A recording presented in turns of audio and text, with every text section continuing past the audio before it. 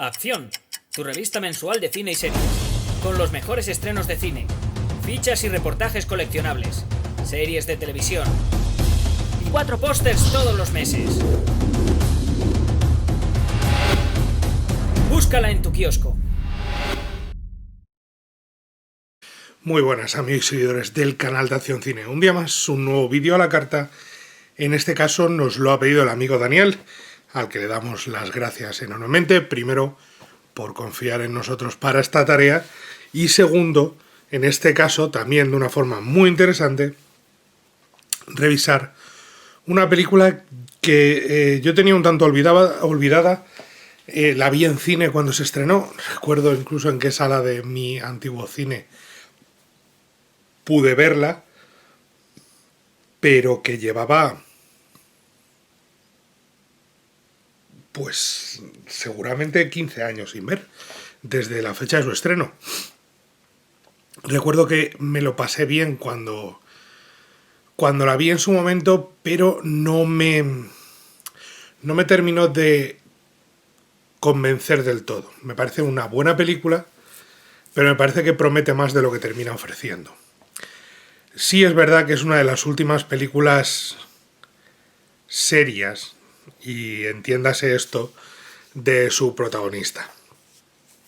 Antes de que las cosas en taquilla no empezasen a ir bien y acabase protagonizando 5 o 6 películas al año de serie B directas a vídeo en el mejor de los casos. Un tipo que tiene un Oscar, curiosamente. Estoy hablando de El Señor de la Guerra, Lord of War, película de 2005 de Nicolas Cage y película dirigida y escrita por Andrew Niccol. Andrew Niccol, un director y un guionista que, tras comenzar con Gattaca y ser el guionista del show de Truman, las expectativas estaban muy altas con él y creo que con el tiempo se ha ido un poco diluyendo. Creo que Simone no estuvo a la altura. Creo que esta era una buena película, sigue siendo una buena película, es una bastante buena película. Pero luego Anom, que tengo por ahí el Steelbook alemán incluso, me parece una peli para echar a la tarde, pero nada más. Y Good Kill sí estaba bien, estaba curiosa la de Ethan Hawke, pero tampoco era algo que nos fuese a volar la cabeza. Me parece que es un tipo que no sé si tocó techo o si no ha sabido vivir, superar las expectativas que generó, o si simplemente fue flor de un día, no lo sé. No, creo que merece más análisis la carrera de Andrew Niccol que un simple repaso de un par de minutos, como para decir, no, es que todo era castillos en el aire y era una nube de humo. Todo era humo y ha desaparecido. Creo que tenía y tiene ideas muy potentes. Creo que en el cine de ciencia ficción aportó ideas muy potentes. Creo que cuando dirigió aquella de The Host, la que estaba basada en la novela de la creadora de Crepúsculo, creo que eso no le hizo nada bien. Entre otras cosas, la película fue un fracaso comercial, pero es que la película era muy, muy floja. Muy, muy, muy floja. Pese a su reparto. Y su trabajo como director no se notaba casi por ningún lado. Pero volviendo al Señor de la Guerra, la película nos ha pedido Daniel, creo que es importante recalcar que es una película concebida para obra y gracia de su protagonista. Y es uno de sus virtudes y uno de sus defectos. Quiero decir, hace mucho tiempo que no hemos visto a Nicolas Cage al nivel al que está en esta película. Bastante tiempo que no vemos a Nicolas Cage a este nivel. Y olvídense de Mandy, olvídense de The Color from Outer Space, olviden las cafradas y las cosas. Tiene un papel no de serie B, un papel de cine de verdad. Y esta película es una comedia negra con tintes de sátira sobre nuestra sociedad y la venta de armas. No tiene por qué ser un dramón de sufrir mucho, tipo la película por la que ganó el Oscar. Lo que tampoco tiene que ser es una película de serie Z, rodada con 4 duros en Nuevo México, o en Bulgaria, o en Nueva Orleans, en el que el personaje pues se le pira la pinza a los 15 minutos y destroza todo, como Mamá y Papá, por ejemplo. Tiene que tener un guión de este estilo y algo importante que contar. Y repito, yo me lo pasé muy bien con Mandy y me lo pasé aún mejor con Mamá y Papá, porque me parece una cafrada divertidísima, pero entiendo que Nicolas Cage tenía talento para hacer, y creo que tiene talento para hacer muchas más cosas. Estoy deseando ver qué hace en la última nueva película de Sion Sono. Me apetece muchísimo ver qué puede salir de ahí y tengo muchísimas ganas de verla en televisión, en la adaptación televisiva del documental, la adaptación dramática, mejor dicho, porque televisiva ya es una serie, la adaptación dramática de ficción de la maravillosa serie documental Tiger King. Quiero verla hacer de Joe Exotic muchísimo. Y a partir de ahí ya vamos viendo el futuro del actor, que puede ser muy interesante. Si compagina un poco, que tampoco creo que sea tan complicado compaginar una cosa con otra.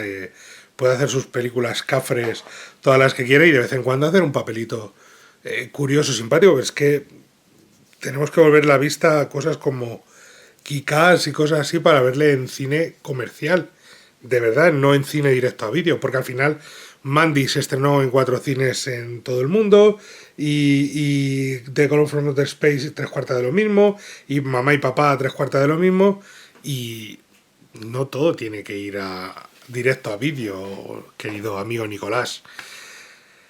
Pero en este caso, esta película no iba directa a vídeo, sino que iba a intentar llenar salas comerciales, cosas que no logro.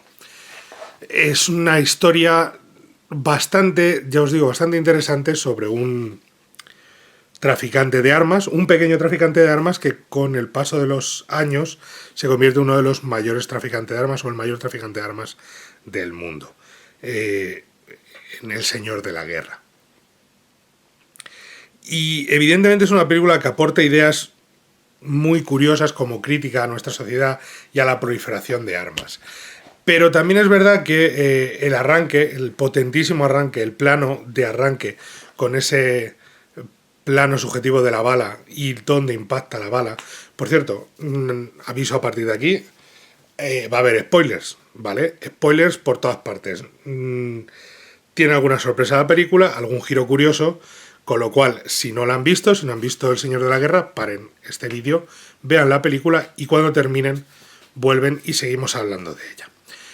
Y ya les digo, ese plano inicial, ese plano de apertura con esa muerte de un muy joven personaje, nos marca mucho de lo que quiere decirnos Andrew Niccol con la película, pero visualmente la película pocas veces vuelve a estar a ese nivel.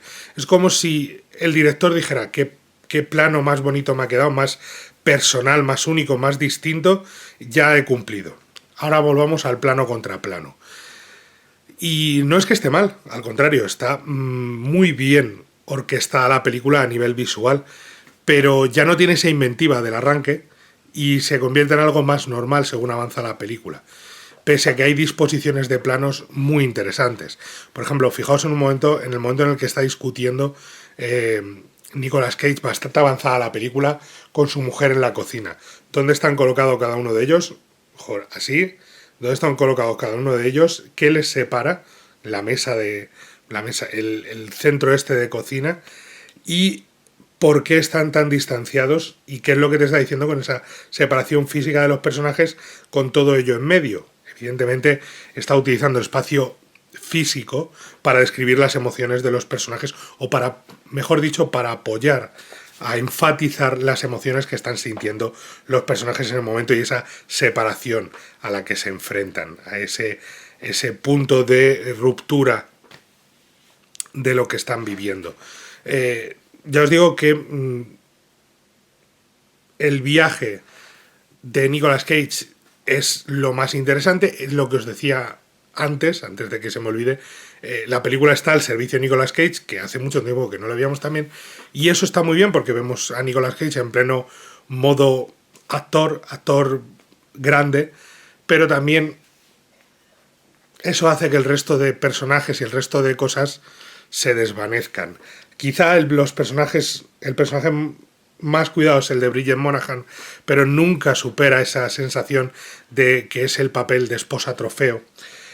Y el personaje de Jared Leto, el del hermano de Vitaly, los hermanos Orlov, Yuri Orlov y Vitaly Orlov, también es un personaje muy, muy Guadiana. Aparece y desaparece como el Guadiana. Y acaban siendo todos los demás personajes, el de Ethan Hawke, el de Eamon Walker, el de Andy, el dictador del país este ficticio en África. Todos los personajes se convierten, por suerte o por desgracia, y me parece más bien por desgracia, en meros artificios narrativos, en meros resortes narrativos. Solo están ahí para hacer avanzar la trama. No tienen un arco dramático, de desarrollo, de personalidad. Están ahí para oponerse al protagonista, para hacer avanzar la trama, para cambiar en determinados momentos. Fijaros hacia el final, cuando el protagonista ya ha intentado enderezar su vida, cómo la película lo reconduce en el último tercio de la misma, volviendo a traer de vuelta al personaje del dictador este de Andy, que le ofrece el máximo dinero si vuelve a trabajar con él y a proporcionarle armas, que es simplemente un artificio narrativo, es simplemente lo utilizan como herramienta para hacer avanzar la trama, no tiene ningún peso dramático en sí mismo hacia esa persona. El único personaje con un arco dramático es el del protagonista, y en menor medida el de Bridget Moynahan y el de Jared Leto, el de Vitaly Orlov, el hermano, que lo interpreta Jared Leto, que es lo bueno de la película, es que cuenta con actores como Jared Leto, como Ian Holm, que también está de adorno en algún momento, como Bridget Moynahan o como Ethan Hawke, que son capaces de coger esos personajes y defenderlos por sí solos, sin necesidad de que les den mucho más que mascar. Pero ese es el gran lastre de la película. El gran problema de la película es que al final picotea de tantos sitios, no deja desarrollar esos sitios, y al final da la sensación de que es un poquito monstruo de Frankenstein. ¿Es una mala película? Ni muchísimo menos. Para mí es una película de 3 estrellas y media. Creo que mi puntuación es incluso superior a lo que pensó gran parte de la crítica en su momento, y lo siento, Daniel, si te parece poco.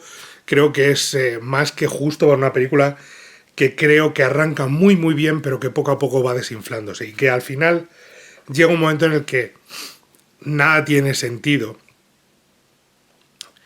porque cuando nos plantea la resolución final nos damos cuenta de que nos han engañado. Y no en el sentido de, oh, qué giro más brillante, sino en el sentido de, no me digas eso porque esa es la película que yo quería ver. Que pasa demasiado a menudo a veces. Y el plano final es de un obvio que me produce un poco de desazón. De decir, hombre, no, este plano no. Esto es demasiado obvio hasta para ti, que es ese plano en el que se va alejando y vemos todos los casquillos de balas tirados por el suelo, miles, millones de casquillos de balas en plan montaña, y es como, sí, ya 2 horas lleva diciéndome que vender armas, la proliferación de armas está mal, vender armas está mal, y cuantas más armas haya en el mundo, más muertos va a haber. No necesito ver más. Como, ¿te has dado cuenta de lo que te estaba diciendo? ¿Te has fijado? El mensaje de la película es claro. El mensaje de la película es, qué malas son las armas. Ya me he dado cuenta. No necesito que me lo repitas otra vez más.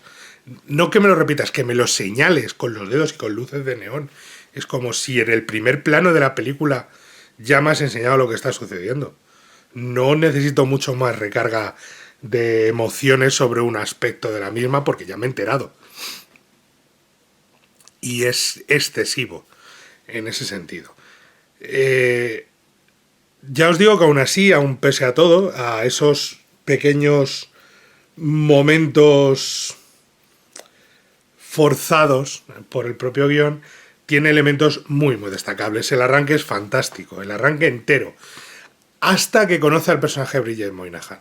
A partir de ahí la película pega un giro y eso es a la media hora exacta de película. La película la podéis dividir en 4 bloques de media hora, cada media hora hay un giro de guión. Y un giro de guión no es una sorpresa, es un momento en el que las cosas cambian de dirección, el guión gira. La película va en una dirección y cuando aparece el personaje de Bridget Mallorcan gira en otra dirección, no tiene por qué ser un giro radical, es decir, ¿qué hace? Sino que cambia, porque tiene que ir cambiando una película para atraparnos e interesarnos. El problema es que el primer giro ya hace que uno se plantee y diga, lo que me estabas contando antes me interesaba mucho, ¿por qué cambiamos ahora? ¿En qué dirección vamos? Y entonces llega el romance, la boda y tal, y ahí es cuando uno dice ya, pues no sé yo si esto me interesa tanto como lo que me estaba viendo.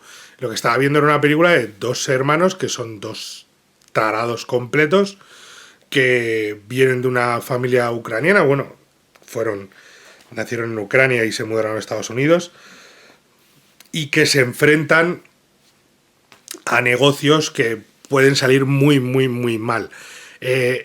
Creo que el momento...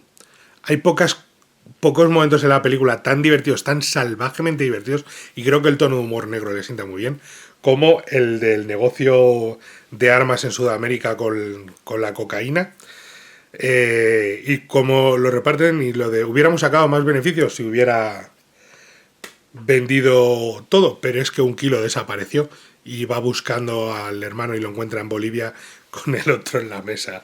Es el mapa de Ucrania. Éramos muy pequeños, pero me acuerdo, y tú... Ese chico tiene un problema, y el otro tirándole la droga y el otro esnifando del suelo, y es como... Uf, pues sí que está la cosa seria, porque es un momento de humor muy negro, muy efectivo, en el que tú dices... Vale, este personaje es un adicto, este personaje no es incapaz de negarle a su hermano las cosas, y luego aparecen en la puerta, dice, aquí se separan nuestros caminos, y es cuando se separan, claro, y entiendes que le está dejando en una clínica de desintoxicación, y tú, y el otro, pero por favor, y el otro, nada, venga, y le pone un poquito de cocaína todavía en el asiento del coche, y es como... No sé yo si es lo más útil con una persona que va a meterse a desintoxicación, a una clínica de desintoxicación. Pero oye, es tu hermano, tú verás, y ya nosotros disfrutamos del asunto. Y entonces, hasta ese momento, la película lleva ese tono y ese ritmo apabullante casi de humor muy, muy sádico, muy negro, con momentos, ya os digo, realmente divertidos, con esa narración tan particular de contar a cámara. Hay mucha ruptura de la cuarta pared, pero sobre todo con la voz en off nos está dando datos sobre la venta de armas, la guerra y tal, reflexiones sobre la guerra, sobre por qué le interesa, como dice en un momento determinado el personaje, dice, a mí no me interesa que muera mucha gente, yo no quiero que muera nadie. Quiero que fallen todas las balas y sigan disparándose, y que necesiten comprar más munición y más armas, pero que no muera nadie. Una persona que muere es una persona que no puede empuñar un arma. Ese momento es el que dices, ostras, esto es muy interesante. El inicio, cuando dice lo de hay que eran 500 millones de armas en el mundo. Una persona de cada 12 tiene un arma en el mundo. Lo que hay que descubrir es cómo hacer que las otras 11 personas tengan un arma. Cómo hacer que todavía haya más armas en el mundo. Y es realmente fantástico, y es realmente brillante, y es realmente terrible a la vez, porque te está contando que este tío es un tipo totalmente amoral y totalmente alejado por completo de nuestras convenciones sociales que hablan de...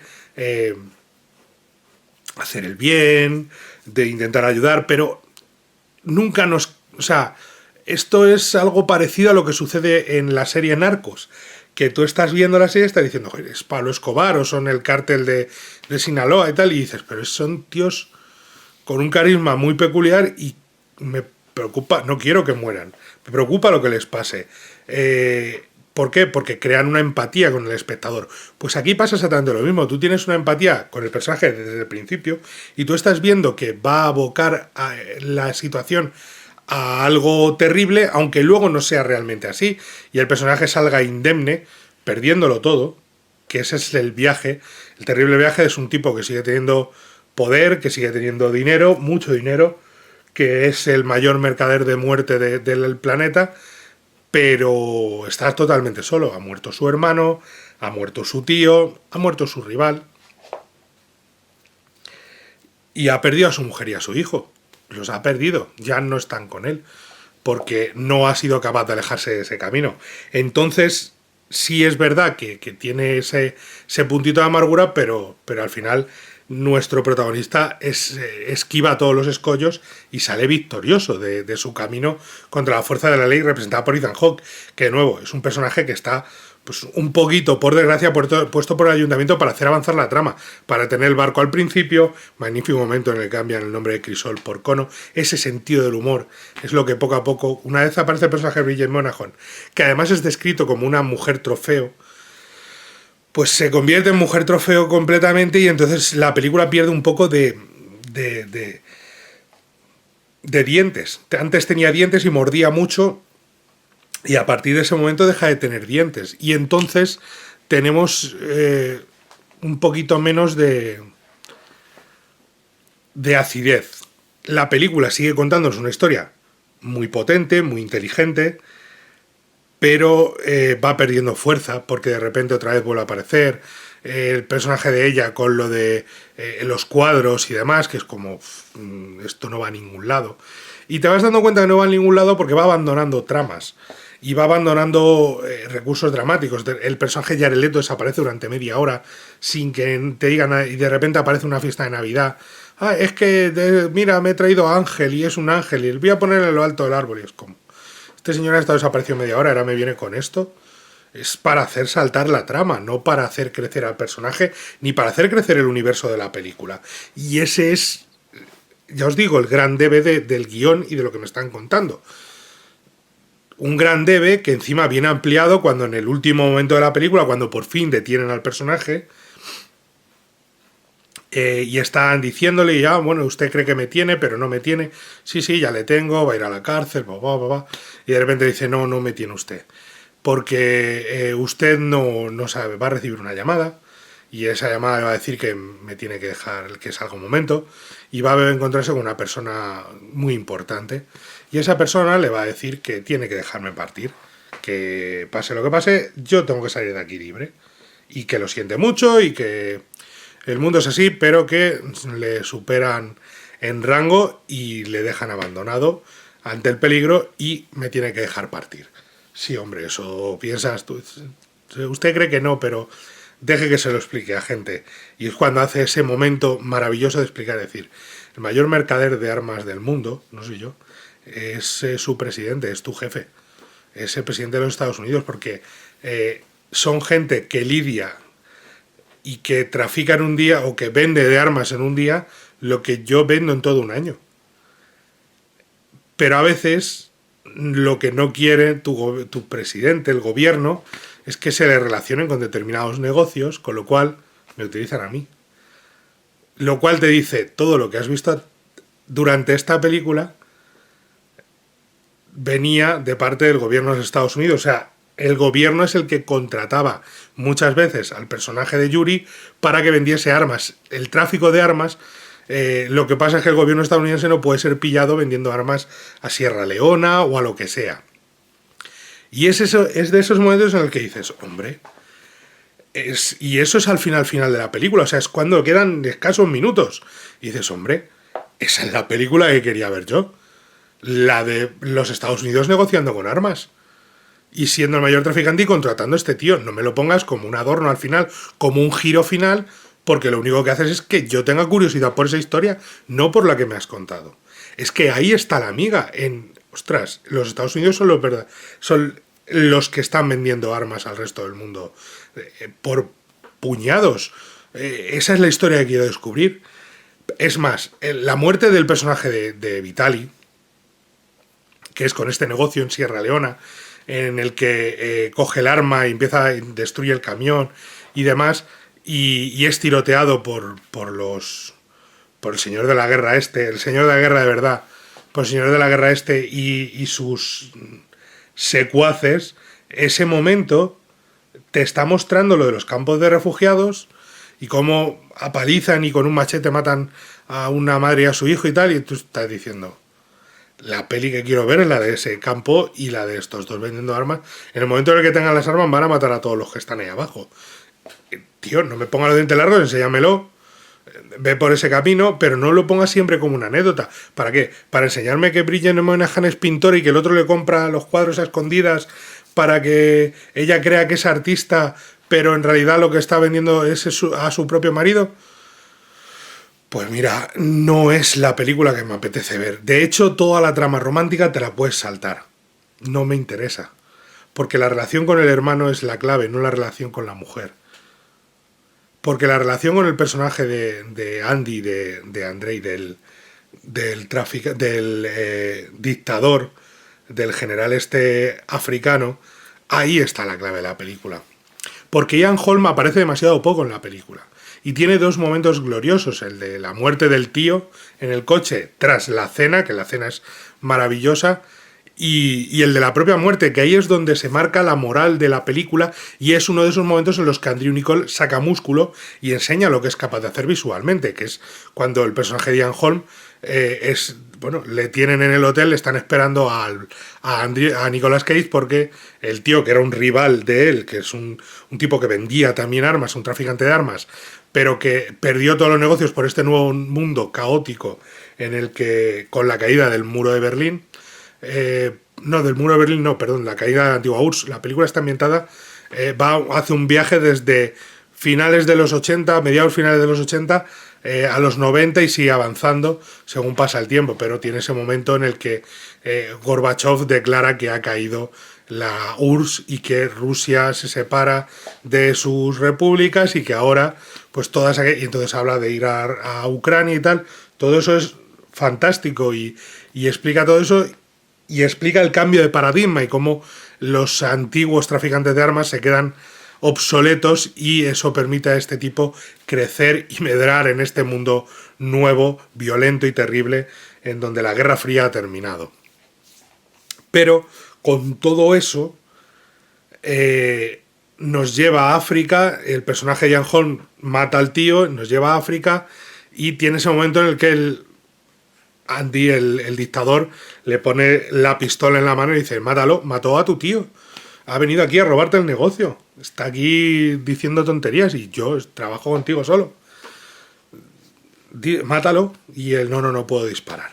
Y ahí es donde, repito, donde Andrew Niccol muestra músculo visual. Fijaos cómo encuadra en ese plano entre penumbras la cara de Ian Holm, el momento, el disparo final, como la sangre, cómo salpica contra el cristal. Fijaros en la tensión del personaje. Fijaos en que Nicolas Cage en ningún momento entra en modo berserker, cuando se pone en plan disparatado, en plan loco y a gesticular. No, está súper contenido.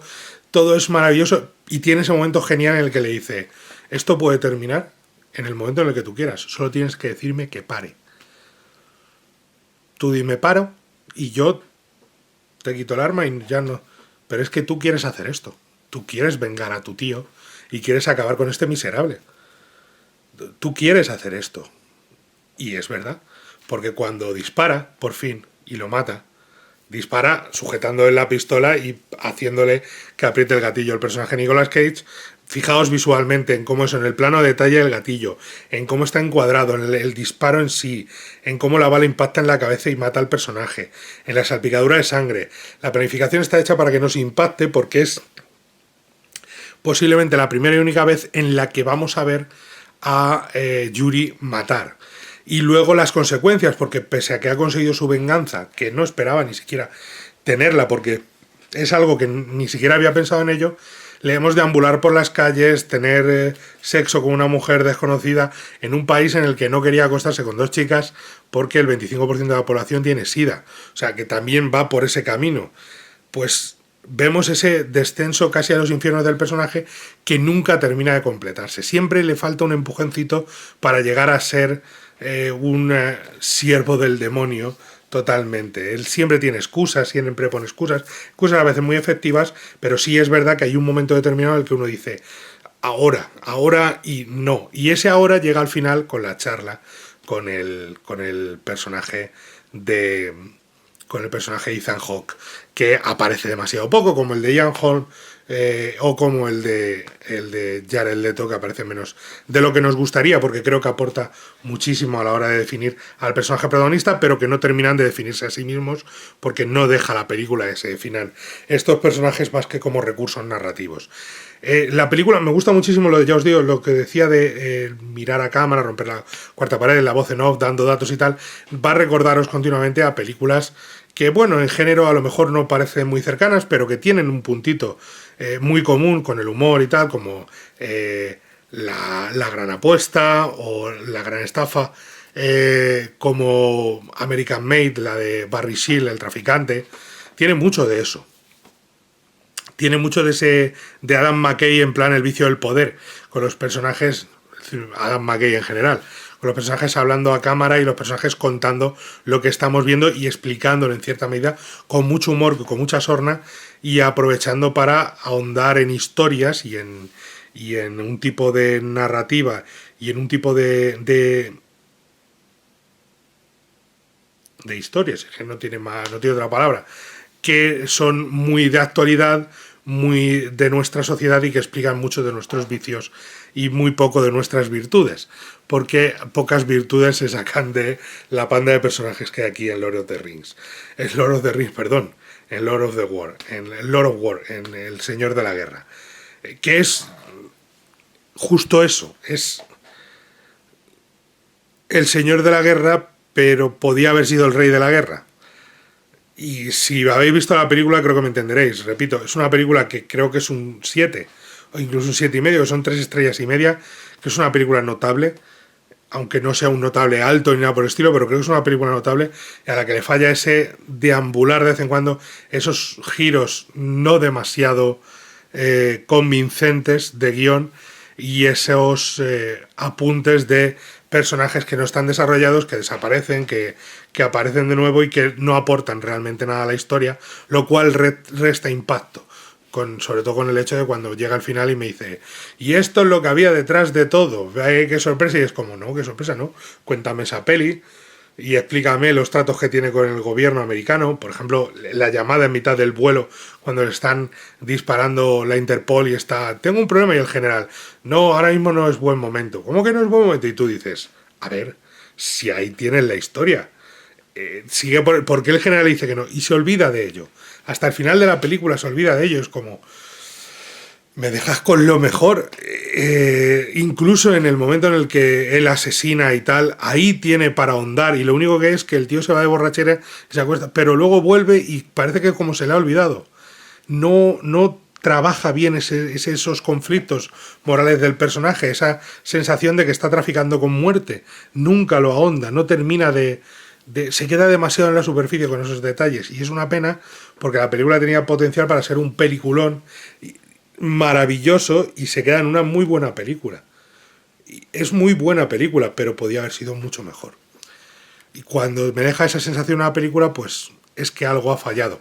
Ha fallado lo que os he contado realmente, ya os digo, ese salto narrativo de cómo empieza visualmente a cómo continúa y cómo pocas veces vuelve a estar visualmente a ese nivel, esas asperezas de guión, de personajes vacíos que están de adorno para hacer avanzar la trama, pero que no aportan nada dramático realmente, porque no son personajes, no son personas, sino que son recursos narrativos.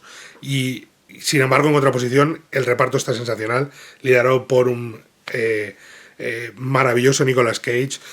Tiene momentos divertidísimos, el arranque es divertidísimo, y luego toda la película, cuando están con los tratos de armas y demás, es hilarante de decir, y de dejarte muchas veces la sonrisa cojera diciendo, ¿por qué me estoy riendo de esto? Que no es para reírse, que es muy preocupante el mundo en el que vivimos hoy en día.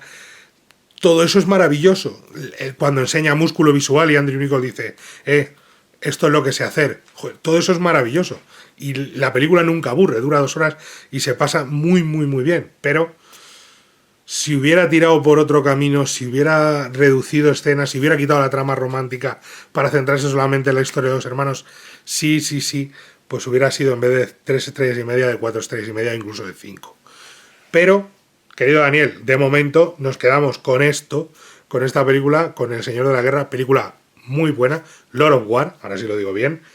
Película muy buena, 3 estrellas y media, creo que es una nota más que justa para una muy buena película.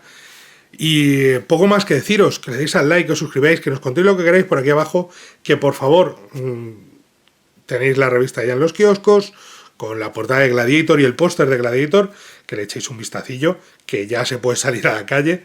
Ya somos un poquito libres, pero recordad mucho cuidado y seguid estando en casa todo lo que podáis, permaneced seguros, poco a poco iremos saliendo cada vez más de nuestras cuevas, pero por el momento lo mejor es seguir a salvo, seguir seguros y tenéis la revista para haceros compañía, la tenéis en los kioscos, para leerme a mí, leer a mis compañeros, sobre todo a mi compañero Miguel Juan Payán, y poco más que deciros, like, suscribiros, contadnos lo que queréis por aquí abajo.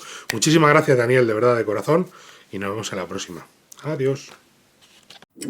Acción, tu revista mensual de cine y series, con los mejores estrenos de cine, fichas y reportajes coleccionables, series de televisión y 4 pósters todos los meses.